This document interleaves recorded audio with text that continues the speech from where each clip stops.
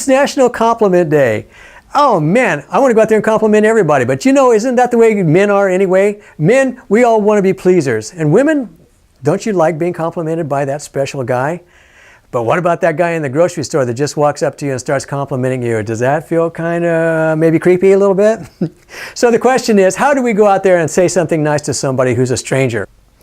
You know, this is really a good question. It's an important question too, because this is such a sensitive topic today.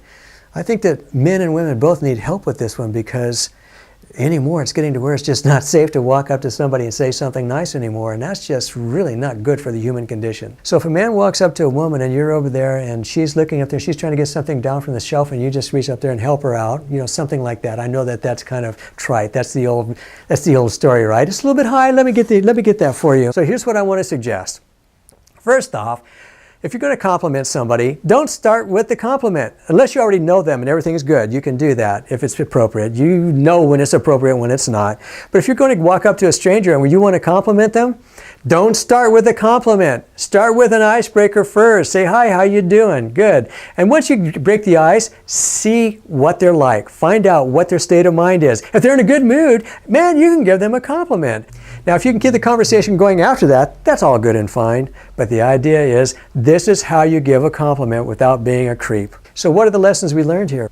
Break the ice first, compliment them on something non-personal, and then just read their signals. Are they receptive or not? Okay, so you did your job. You made them feel good. If you're giving them a compliment for anything other than that, then to just make them feel good about themselves, you crossed the line. That's how you know. So this is Dave Lohman. This is Lohman Logic. This is a little life lesson here. Like this below. Give me some comments. Tell me about what you think is a good way to give a compliment. This could be something to start something big here. Maybe we can get enough comments from all of you people. We can write a book on this one, right? So be sure and subscribe to our YouTube page and pass this on to some of your friends.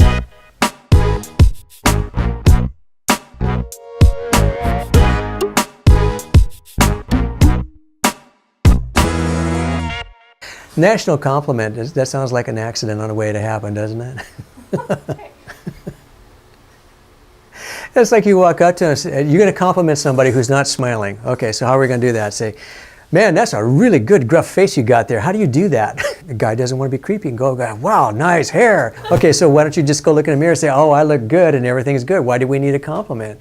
You see, we do that because we want to look good for other people, right? Yes? No? What? Hey, you know what today is? National Compliment Day. It is. It's National Compliment Day. I've been waiting all year for National Compliment Day. Who knew it was National Compliment Day? You told me, because it was on that funny little calendar you bought, right? Yep. So let me give you a compliment.